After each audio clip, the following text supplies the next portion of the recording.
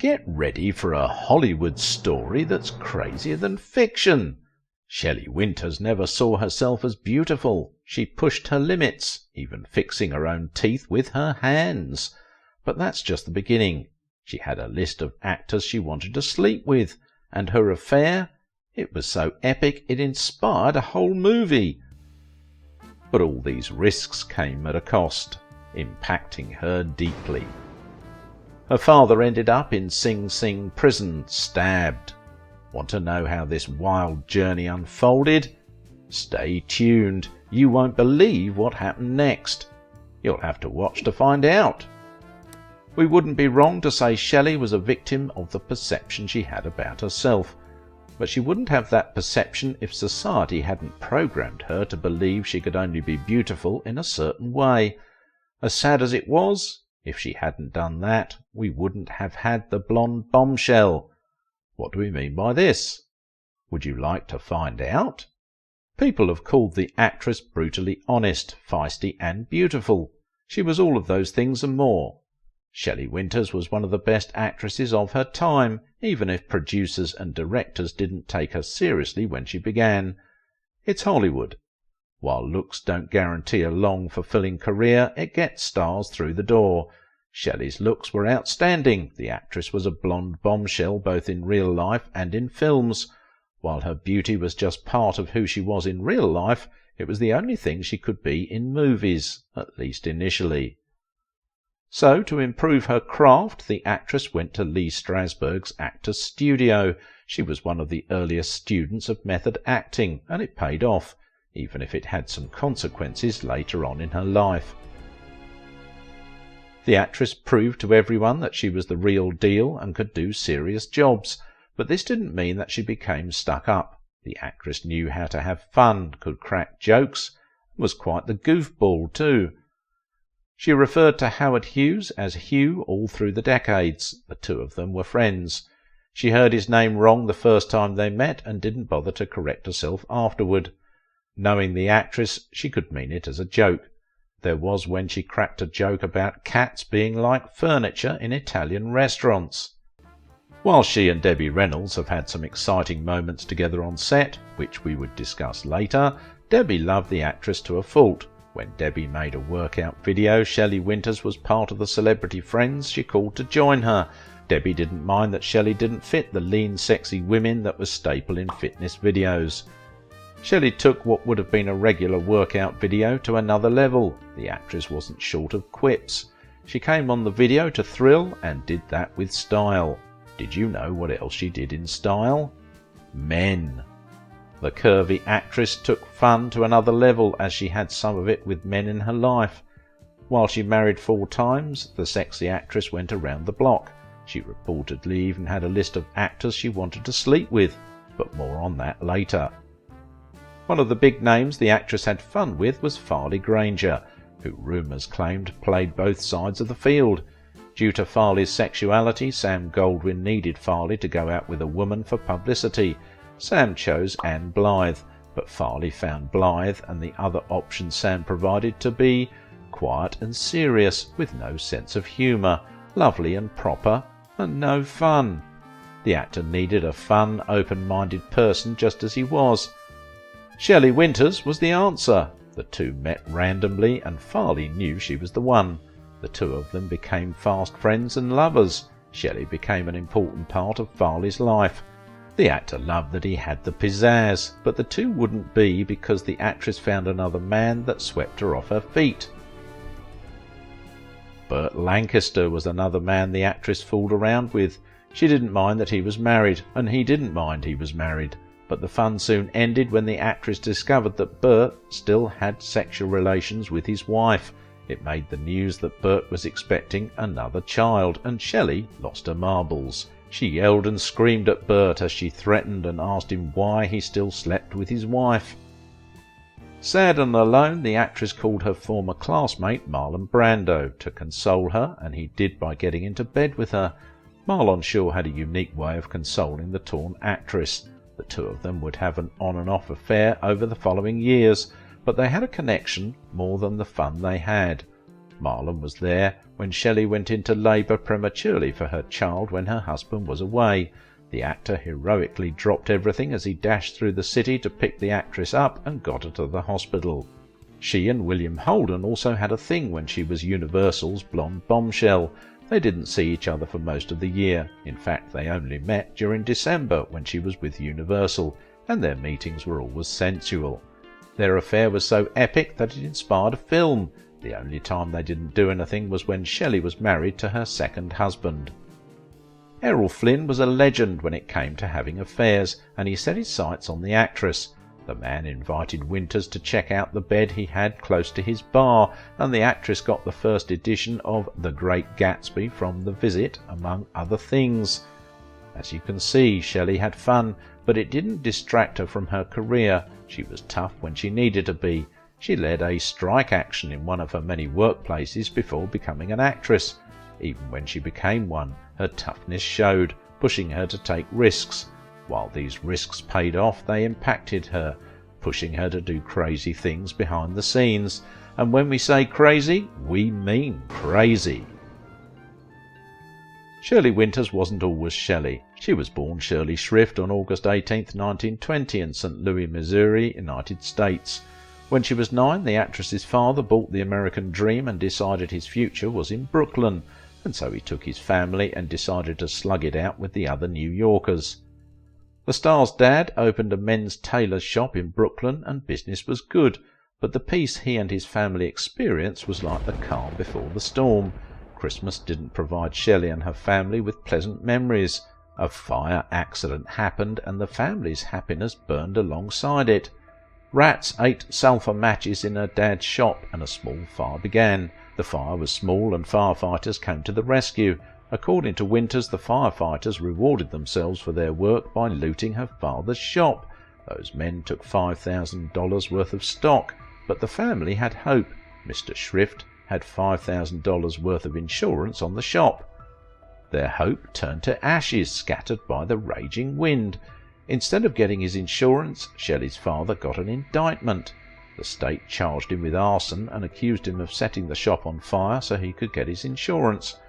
Odd, Shelley's parents thought. They argued that why would the dad need to set such a small fire if that was his plan? Their pleas fell on deaf ears.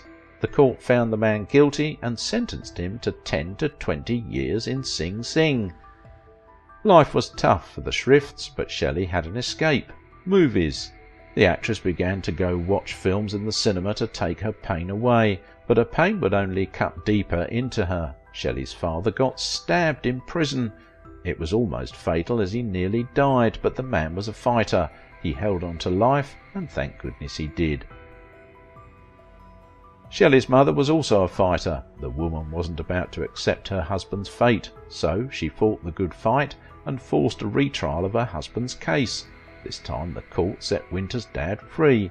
The Shrifts fought this battle together, but the next battle was only Shelley's to fight. The actress, who was the blonde bombshell studios were falling over to work with and actors were trying to get in her pants, didn't feel pretty, at least early on. She fought a battle within herself over her image. She felt her mole made her look ugly. The actress found her blonde eyebrows too thick and her dirty blonde hair to be kinky. Then there was the pair of canines in her upper jaw that she felt were too long. While she managed to save money to curl her hair and pluck her eyebrows, she didn't have money to fix her teeth. She went to an orthodontist to remove them too, but without money there wasn't much he could do. But like her parents, the sexy actress wasn't the kind to take no for an answer. Determined to fix the canine issue, Shelley did something drastic. Winters began to fix her dentition using her hands. As she put it, "For the rest of the school year I sat in class and did my own orthodontia work. With my thumb I pushed my left eye tooth into a small space made larger by my fingers." When the actress was done, she finally felt beautiful, and the interesting part, her parents weren't the wiser about her evolution until the trophy incident. The parents were pleasantly surprised when their daughter began to win local beauty pageants, and when she came home with her first trophy incident, her dad thought she stole it. Pageants were the actress's first taste of glamour. She soon moved on to acting, but before then she worked as a store clerk, a vaudevillian, and a chorus girl to finance her ambitions. While still raw, the actress found her way into the office of famed director George Cukor to audition for the role of Scarlett O'Hara in 1939's Gone with the Wind. The director didn't give her the part, but gave her advice. He told the actress to go and take acting lessons, and she did just that. And she managed to have fun along the way. Early in her career she paired up with another blonde bombshell, Norma Jean Mortensen, or Marilyn Monroe, as we all know and love. The two of them were the perfect pair. They were fun, open-minded, and liked men. The two of them had a lovely room, and they shared stories. The two talked about men and drew a list of the men they wanted to sleep with. Marilyn's list was slightly different, as it contained a man you would not even think of in a million years. Albert Einstein. The actress reportedly had a great crush on the scientist, and rumours say she may have eventually cancelled him off her sex list. However, the two had a more impactful career than sharing sensual stories and making a list of men. They also helped each other in their career. Marilyn got great advice from Winters on how she could become more glamorous. Winters certainly had the experience to teach Marilyn. She taught the other blonde how to make men twirl around their fingers. Shelley told Marilyn to tilt her head back and droop her eyelids to become more seductive. The actress also taught Marilyn how to position her mouth to become desirable. Shelley grabbed her career by the throat and began to enroll in acting schools, but when she got into Columbia she hadn't reaped the fruits of her dedication. The actress moved to Universal and they gave her parts, but they were of a certain kind. She became Universal's blonde bombshell when she starred in A Double Life. The actress became a star, but every studio that borrowed her, including her parent studio Universal, wanted her to remain as the dumb bombshell. The actress saw herself as more than that, and she went on to Lee Strasberg's Actors Studio in Los Angeles and New York. She wasn't just a student, she was the student. The actress was so good that Lee gave her the ultimate comment.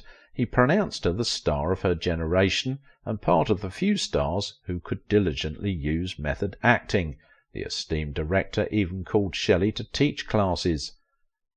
Method acting helped the actress break the typecast and guaranteed her a place among the greats, but it came at a cost. When the actress heard about a new part for the film A Place in the Sun, the actress became her character. The actress decided to audition and arranged for a meeting with the director. The director was expecting to see Shelley. Instead, he saw a factory worker. She had ditched her Goldilocks, dyed her hair brown, wore shabby clothes, and removed her nail polish. She dressed just as a factory girl would, and the director immediately gave her the part. She had evolved and opened the gates of her longevity. No wonder she had a career that spanned around 60 years. Shelley threw herself deep into the method acting rabbit hole and gained £25 for her part in The Diary of Anne Frank, and had to lose it during filming. However, when she gained weight for her role in the Poseidon adventure, the actress tried everything to lose those pounds, but discovered she couldn't. Considering her love for food, it might be hard for her to lose weight. She loved eating so much that MGM restricted her to only eating from the diet section. But if there's one thing she loved more than food, it was love itself. However, she didn't have that much of a great experience with it. At the beginning of her career, Shelley had a relationship with a struggling actor, and things got steamy with pregnancy coming into the picture. She immediately broke the relationship when the man proposed marriage, leaving him with scathing comments. Shelley got rid of the pregnancy and went through the motions before meeting Captain Mac Paul Mayer. The two of them became friends, then lovers. They married in 1942 before he was shipped off to fight in the war, and throughout his absence the star reportedly remained loyal. However, when he got back, things weren't quite the same. The two of them had drawn apart. They tried to make it work, but it wouldn't. Paul wasn't one for Hollywood and wanted to move. The actress chose her career, but her heart remained with Paul as she kept the wedding ring he gave her. Shelley met Vittorio Gassman when she went to promote a film. She went to Italy with another man she was romantically involved with and left the wife of Gassman. The two had a rapid romance. Even Vittorio having a wife didn't stop them. The couple wanted to take it a step further and went against the rigid laws of Catholicism and Italy to make sure Vittorio got a divorce from his wife. Well, Shelley would soon learn that she could only steal Vittorio, but wouldn't keep him. The couple had a child together, Vittoria, and that was it. Shelley learned that Vittorio was a great cheat. Then the actress tried marriage the third time, but it wasn't the charm. She married Tony Franciosa, a fellow Actors Studio member who she had worked with together before in Broadway. She was older than Anthony by 8 years, and they had a weird chemistry. They fought but remained with each other. Anthony had a legendary temper, and he got into trouble from time to time. However, like her first marriage, her career got in the way. When Shelley came home with her second Oscar, Anthony grew jealous, and subsequently the actress caught him cheating on her. The actor had an affair with Judy Balaban, the wealthy daughter of Barney Balaban, Paramount Studios president. Shelley gave up on love and didn't get married again. She had relationships but wasn't eager to get married. She had a relationship with Jerry DeFord, 30 years her junior, and her daughter didn't approve of the relationship. Jerry had run afoul of the law, and the actress's daughter didn't think he would have a good influence on her mum. Then Shelley did the unthinkable. She had suffered a heart attack and was bedridden. On her hospital bed she married Jerry, but they wouldn't enjoy the union. 10 hours later she died and left her daughter and Jerry fighting for who had the right to manage the actress's estate. The star lived a full life. She had pain, fun, heartbreaks, success, and regrets. But her last action of marrying shortly before her death was the worst gift she could ever give to her loved ones. Our channel is your passport to untold stories and hidden secrets of the silver screen.